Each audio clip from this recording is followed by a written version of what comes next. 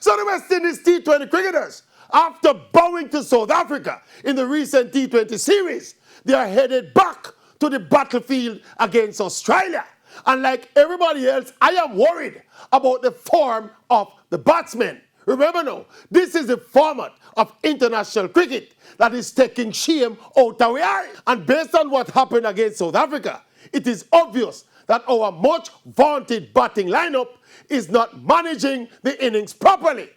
All the experts, including Coach Phil Simmons, are hell-bent on converting our instinctive big hitters into playing responsible situational cricket.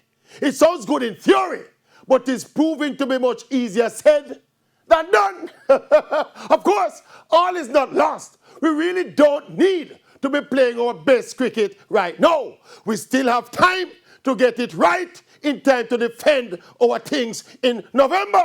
And this Australia series provides another quick opportunity for Coach Simmons to find the right balance and formulate the right approach for our batsmen. Because if we continue to guess the batting order and to confuse the batsmen, coming over from the South Africa series into the Australia series, it will be like jumping out of frying pan and into the fire.